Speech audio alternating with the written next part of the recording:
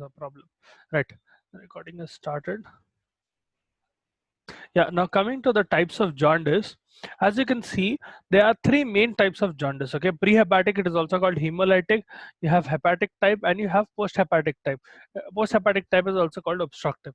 Now, the other day I did tell you that what do you call jaundice is because of either unconjugated bilirubin being elevated, conjugated bilirubin being elevated, or both of them being elevated. Okay, these are the three ways you can get jaundice. So prehepatic specifically deals with high levels of unconjugated bilirubin. This basically happens directly. It is called hemolytic because there is excessive amount of hemolysis. All right, as you can see there, excessive amount of bilirubin is presented to the liver due to excessive hemolysis. All right, if there is more breakdown of RBC, obviously more amount of unconjugated bilirubin will be formed. Yesterday I told you how unconjugated bilirubin will be formed, right? What do you call, old RBC will get phagocytosed by your macrophage, which in turn breaks down that RBC, specifically the hemoglobin component, to give your what do you call, globin part and heme part. From heme part you get the iron and protoporphyrin. From protoporphyrin you get unconjugated bilirubin. That is how, if you have more amount of breakdown of what you call blood cells, specifically RBC, you will have elevated unconjugated bilirubin. That is one way. All right, one second, people are joining in. Right, now the what do you call, other type, hepatic type. Now hepatic type is a direct damage to your hepatocyte. This is basically because of impaired cellular uptake, defective conjugation, abnormal secretion of bilirubin by liver cells, or liver damage. All right, all of these will cause elevation in both unconjugated and conjugated bilirubin. Now impaired cellular uptake hai, meaning your hepatocyte is not taking in unconjugated bilirubin properly. Now if you remember yesterday's cycle, in all of these videos, whatever I'm showing, images, videos and all, I'll link them down in the description so that later on you can use that link and check them out. All right, if you want to, I'll send it on the in the email as well so that it will be easier. Now coming back to this thing, yesterday when we saw that albumin that was transporting unconjugated bilirubin to your hepatocyte, if there is improper uptake of what you call unconjugated bilirubin, in the sense that what you call unconjugated bilirubin is not being taken in inside by your hepatocyte through albumin. All right, I hope you remember yesterday's cycle where albumin was transporting unconjugated bilirubin from your macrophage to your hepatocyte. So there is a problem there. All right, it can be uptake problem or defective conjugation. Now, if you remember, conjugation heavily relies on, or mainly relies on, one a specific enzyme called UGT. I told you, if there is an impairment in UGT, unconjugated bilirubin will not be converted into conjugated bilirubin, meaning excessive amount of unconjugated bilirubin will build up. Right? That is another way. Or abnormal secretion of bilirubin, meaning uh, conjugated bilirubin that is formed in your hepatocyte is not going into your bile canaliculi. So it is staying in the hepatocyte, or because of damage in the hepatocyte, it is not able to what do you call, go into the bile canaliculi. It is going here and there. It is going out of the cell because of cell damage, but it is not going into bile canaliculi. These are the three ways.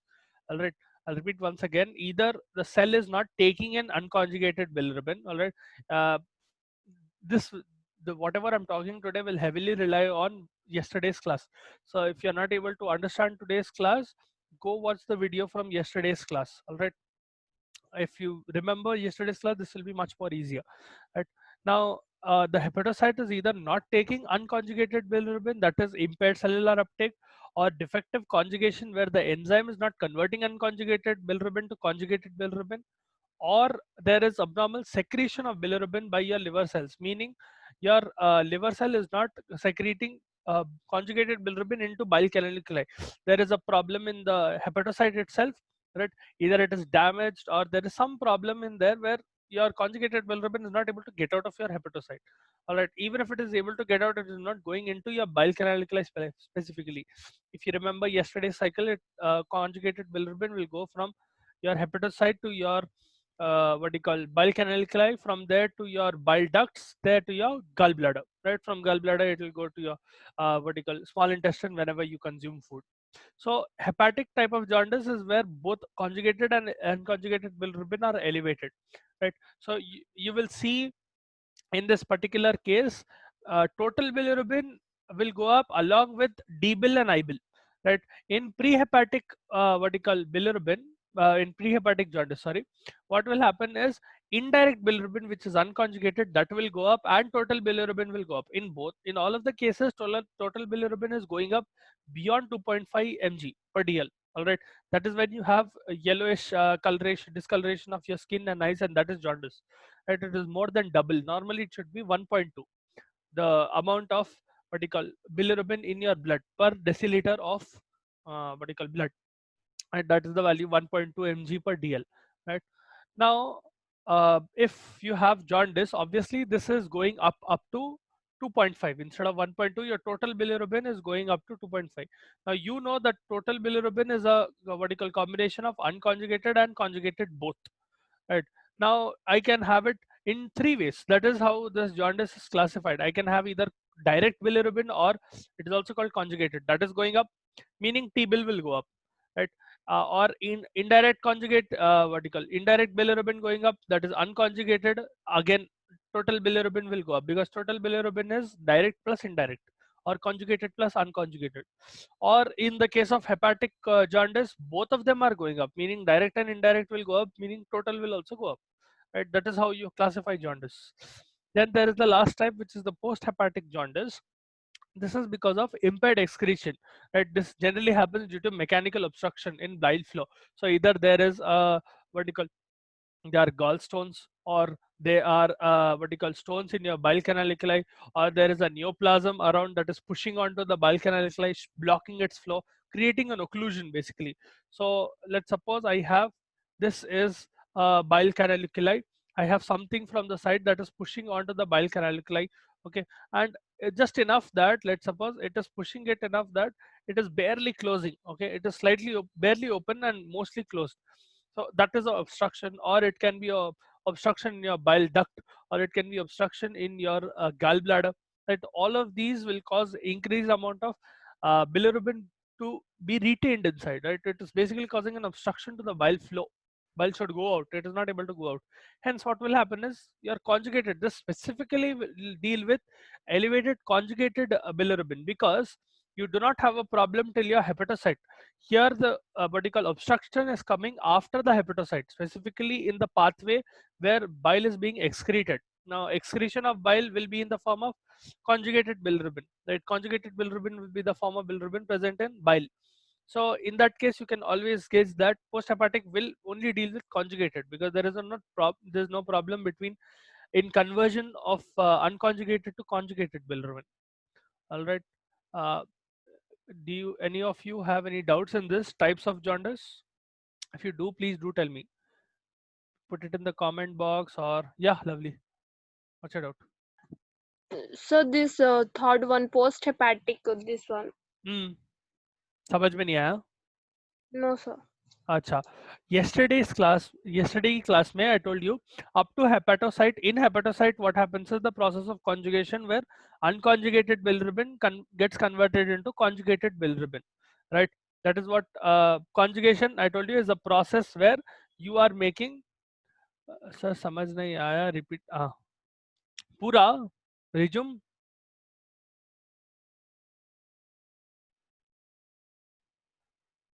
Oh dear.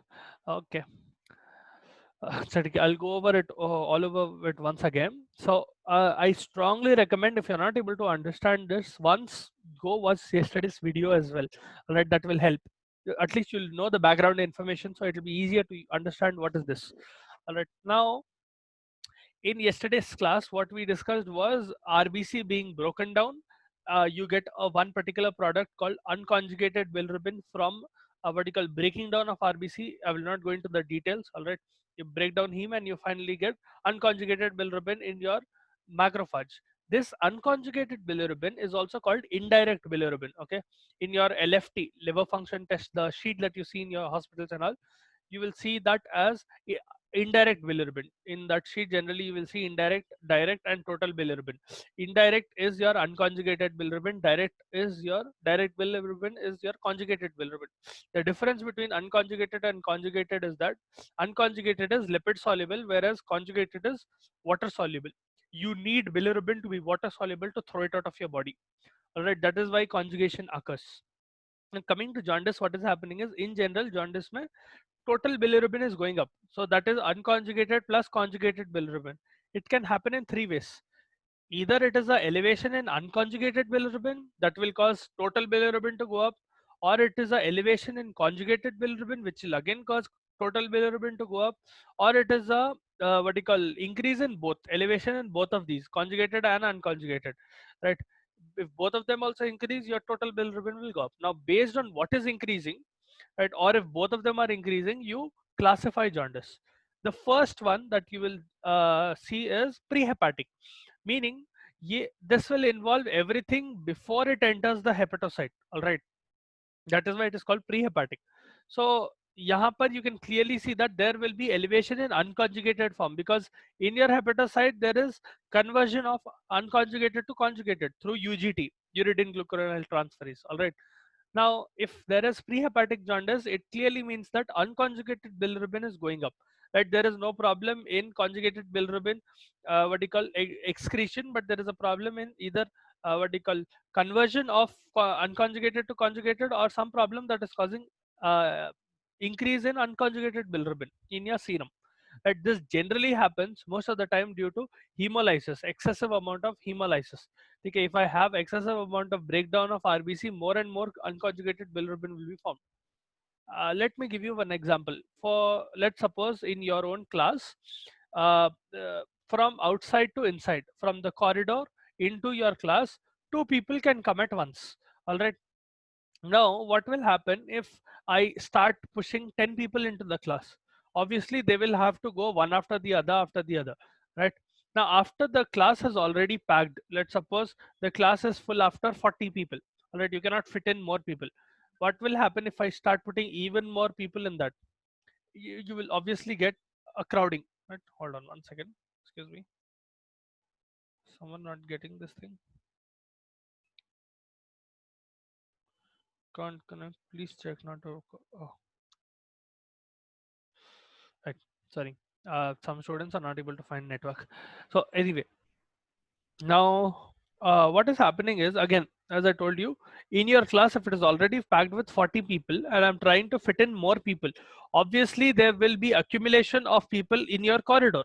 The same way in prehepatic jaundice, there is a rate at which your hepatocyte can convert unconjugated to conjugated. All right, there is a limit to your hepatocytes. If you keep on breaking down more and more amount of RBC and give it more unconjugated bilirubin, your hepatocyte will not be able to convert everything, meaning unconjugated bilirubin will start getting accumulated. If unconjugated bilirubin gets accumulated, total bilirubin will go up. That is an indicator of jaundice. That is prehepatic jaundice. It is coming before your hepatocyte, right? uh, ये समझ में आया तो? If you have a doubt, please let me know if you have any doubt in prehepatic. All right, I'm guessing none of you have. Now coming to hepatic, यहाँ पर क्या हो रहा? There is a problem in the hepatocyte itself. How does that problem occur? Either it is, see, hepatic jaundice will be something where both your unconjugated and conjugated bilirubin are high. All right. Now, how is this happening? Either unconjugated bilirubin is not being taken up by your hepatocyte, meaning it is not allowing people inside, or conjugation is not occurring properly, meaning UGT is not working properly, or because of some reason unconjugated bilirubin is not being converted into conjugated form, or the abnormal secretion of bilirubin, meaning hepatocyte is not secreting bilirubin out. Specifically, your conjugated bilirubin, once it is formed, is secreted into bile canaliculi. That should happen. If it is not secreting into the bile canaliculi, it will start building up either in the hepatocyte, or if, let's suppose there is hepatocyte damage. Let's suppose I have a hepatocyte like this and there is damage to the surface like this. Okay. So what will happen is, whatever bilirubin is being formed here, that will start leaking out here and there. Right? That is also one way, abnormal secretion, because there it is leaking out somewhere else. That is why secretion is not happening. There are several ways, other ways as well. These are the three simpler ways. Right? In this, you will see hepatic jaundice. You will see both direct and indirect bilirubin going up in your serum. That is conjugated and unconjugated. Okay. Now coming to post-hepatic jaundice, what is happening is up to hepatocyte there is no problem. All right. uh, RBC is being broken down, normal amount of RBC is being broken down, albumin is what you call transporting that unconjugated bilirubin to your hepatocyte. In your hepatocyte, unconjugated is being formed into conjugated. Till here there is no problem. The problem comes after the hepatocyte. So if you remember yesterday's class, immediately after formation of conjugated bilirubin, it will be sent into bile canaliculi. Okay, that is where post-hepatic cycle starts. Right? It will immediately enter into bile canaliculi. From bile canaliculi, it will go to bile duct. From bile duct, it will go to gallbladder. Right? From gallbladder, there is a what do you call common duct where it will what do you call reach into your small intestine. Wherein, whenever food is coming into picture, whenever broken down particles of food come, this what you call gallbladder will release conjugated bilirubin, where it will undergo what you call oxidation and all of that, and finally you will get urobilin from urobilinogen in between. That I will not go over what happened yesterday again, but finally you get that. That is how conjugated bilirubin is excreted out. Now this obstruction, this is called obstructive jaundice. Okay, post-hepatic jaundice is also called obstructive jaundice because there is a mechanical obstruction in bile flow. तीन जगह हो सकता है ये obstruction. Either it is in the bile canaliculi where there is an obstruction, or there is obstruction in bile duct, or there is a obstruction in the gallbladder, in the sense that it is not able to secrete excrete bile out, right?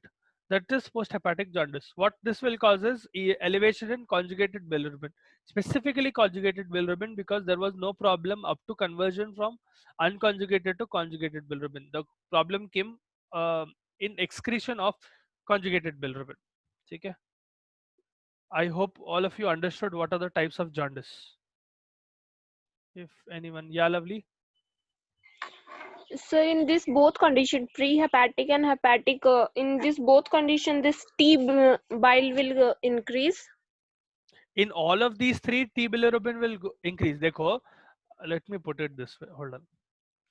ये image कैसा भी भेजता मैं. One simpler formula for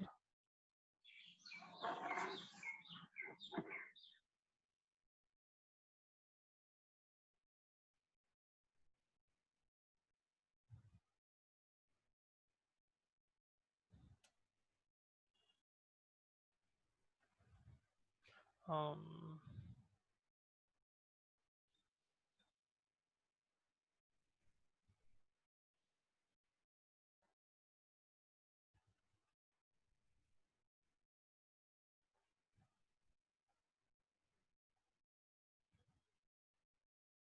this should clear things up. I hope you guys can see this, right? Total bilirubin is, as I told you, total bilirubin will be the summation of indirect, that is unconjugated, not conjugated, conjugated, right? Sorry. What the hell? Not able to use this anymore. Okay, that is conjugated. Okay, the spelling mistake. Huh? Unconjugated plus conjugated bilirubin. Right. So in any case of jaundice, you will have high amount of total bilirubin. Now, if you see these two factors, there are three ways which can in which jaundice can occur. Either I bil, which is indirect, is going up, or D bil, that is conjugated, is going up, or both of them are going up, which is causing total bilirubin to go up than normal. All right. I hope this answers your doubt, lovely.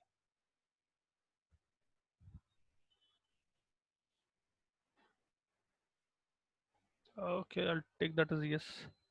See, in all the three of them, total bilirubin will go up. कैसा ऊपर जा रहा? Based on that, you will have the classification. Either conjugated is going up, or unconjugated is going up, or both of them are going up. Okay, that is how you have what you call the pre-hepatic type, hepatic type, and post-hepatic type, which is also the obstructive type. All right. This is jaundice, specifically bilirubin. This is one of the most important markers. Now there are other markers as well. Hold on, let me show this to you. It will be easier.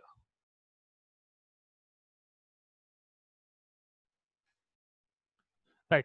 See, these are some of the other proteins and what you call proteins, hormones that are secreted by your liver. This will if you are able to estimate the level of these particular hormones, whether they are high or not, you will be able to gauge, excuse me, you'll be able to gauge the functionality of the liver.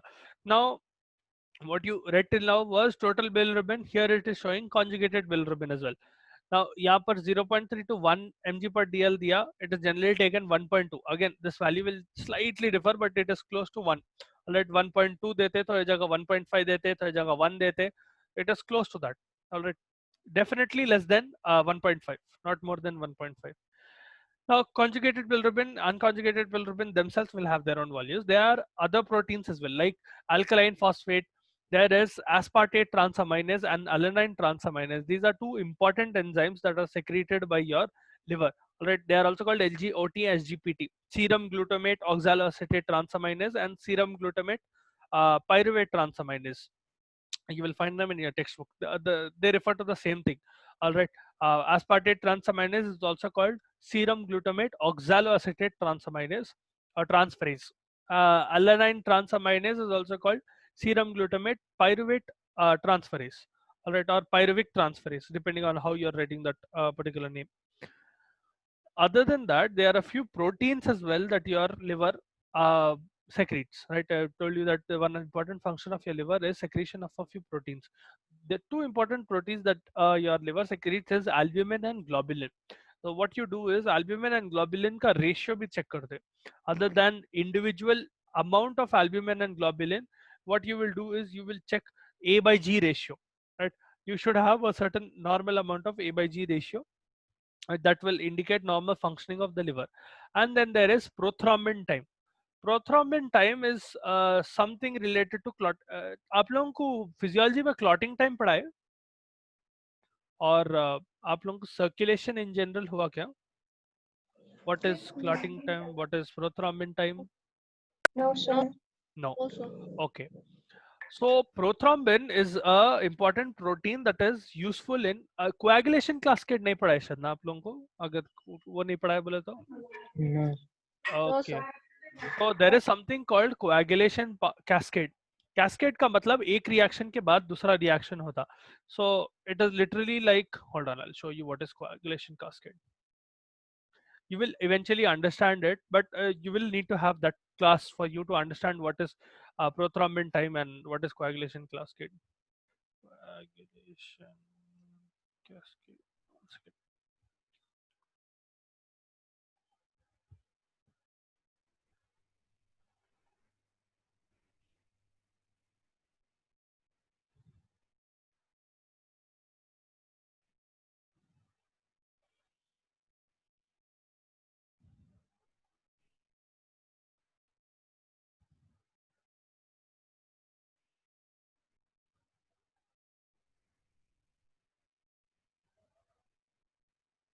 See, this is coagulation cascade basically. This is how your blood will clot. Okay. Uh, Even if you don't understand it now, eventually you will understand it. It's not that complicated. Okay. You will just need to remember a lot of clotting factors. This Roman numericals, the Roman numbers that you see, 12 being converted into 12, 11, 9, 8, 10. All of these are proteins that are secreted by different parts of your body. Most of them are secreted by your liver. Some of them are secreted by other parts of your body as well. These will be proteins that are responsible for coagulation in your blood. All right, if there is some sort of injury, all right, obviously, let's suppose you have a small cut. If you do not have coagulation there, you will bleed out. All right, you will die because of bleeding out, even if it is a small cut, right? If it is bleeding, here, what do you call? If there is no coagulation, you will obviously die because of blood loss. In this scenario, what will happen is, even if it is a small damage or big damage, to block bleeding, coagulation cascade will come into picture, where both of these pathways, you can see here, intrinsic pathway and extrinsic pathway. This is also a part of LFT, but you don't have it. What do you call APTT and PTINR? You have PT specifically, prothrombin time. APTT is what do you call approximated prothrombin time, but what do you call, you specifically have this, what is prothrombin time and international ratio. So I'll not go too much into detail about this, because you need to understand what is coagulation cascade to understand what is going on here. but I'll tell you this: prothrombin time relates to the amount of time that takes for your blood to coagulate. So if I'm causing injury, it will not directly indicate that is coagulation time, but it will be an important factor in determining how fast you can coagulate blood.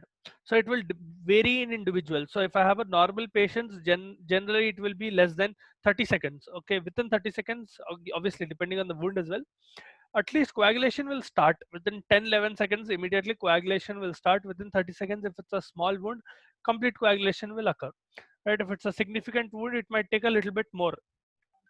But if I cause the same injury in a patient with, let's suppose, diabetes, or in a patient who has coagulation disorder, they're not able to produce enough amount of coagulation protein, or they are not having proper coagulation function. In these patients, what will happen? Prothrombin time will go up. Right? That is a problem. So I hope you understand what is prothrombin time. That is one a way of gauging the function of liver. If your prothrombin time, meaning the time, indirectly speaking, the time that it takes for your blood to coagulate. Okay, you will have direct a term called coagulation time, but prothrombin is an important factor of coagulation.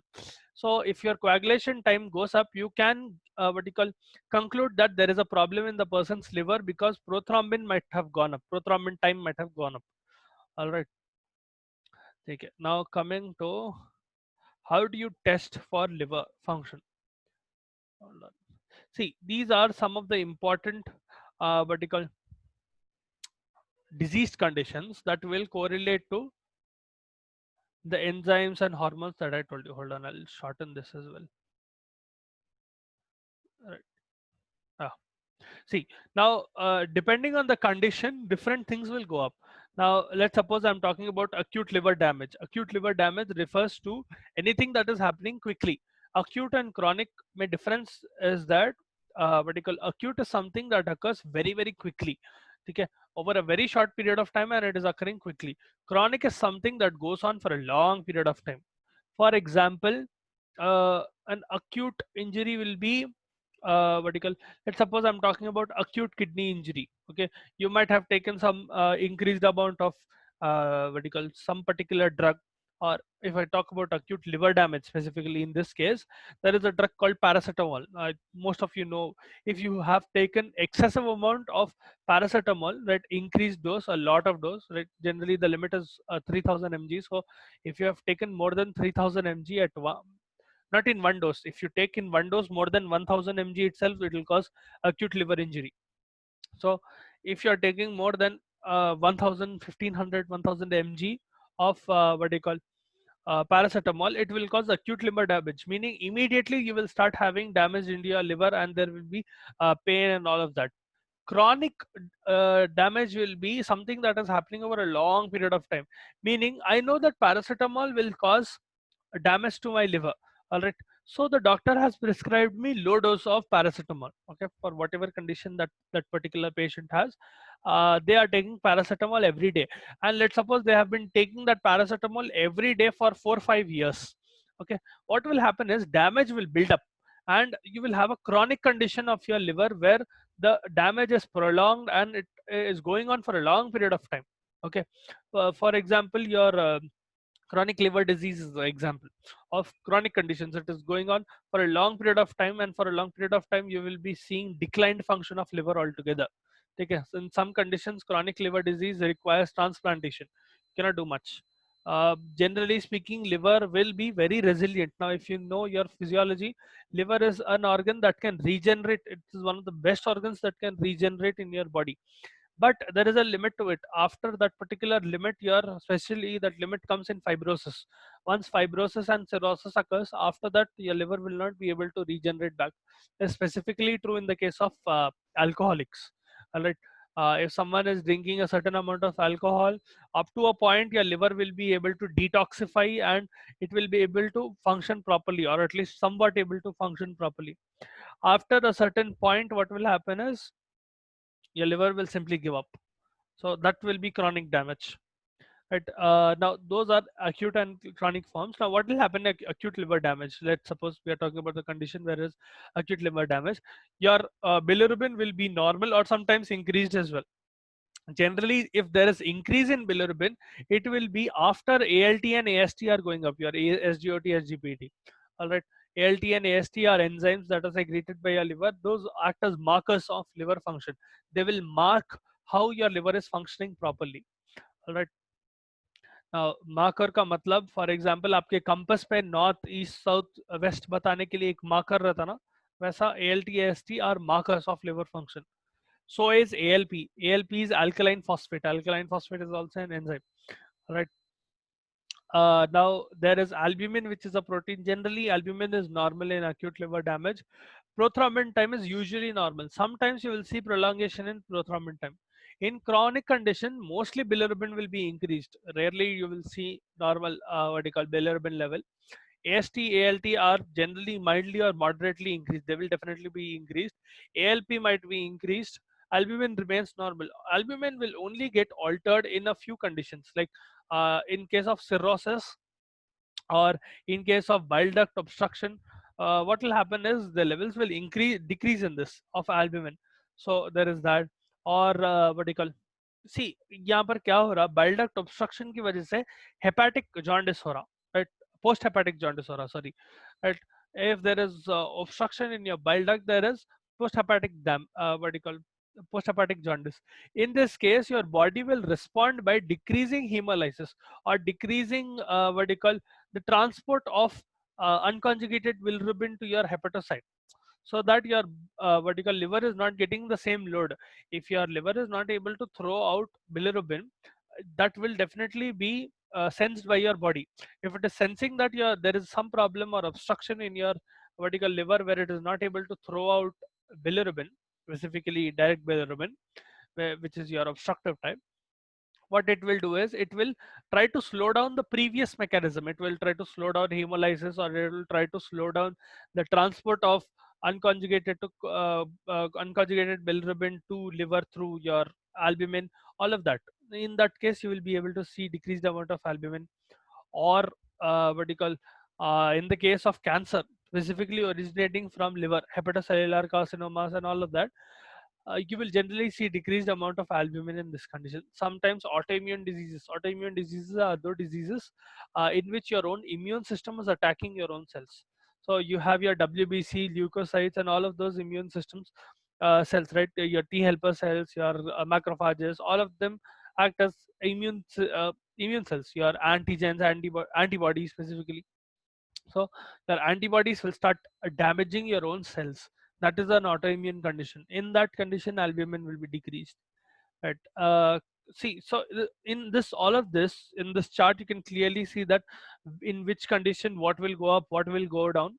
So I'll leave this in the description so that you can read this, and this is something that you will have to memorize, because at this point you will not understand everything why it is happening. Because as I told you, now for example, I gave you the example of bile obstruction, how it is happening. That was a small portion of pathology. You'll understand this better in next year when you start reading about pathology of liver conditions and all. In that you will understand which particular hormone and which particular protein will go up or down based on the condition. Right, for now this is for your knowledge. Okay. Uh, we have 3 minutes remaining. We'll continue tomorrow. Do you guys have any doubts? We'll finish LFT tomorrow and continue with the kidney function test. Any doubts in today's class? No, sir. All right. None of you have any doubts? You can put it in the chat box as well if you want to.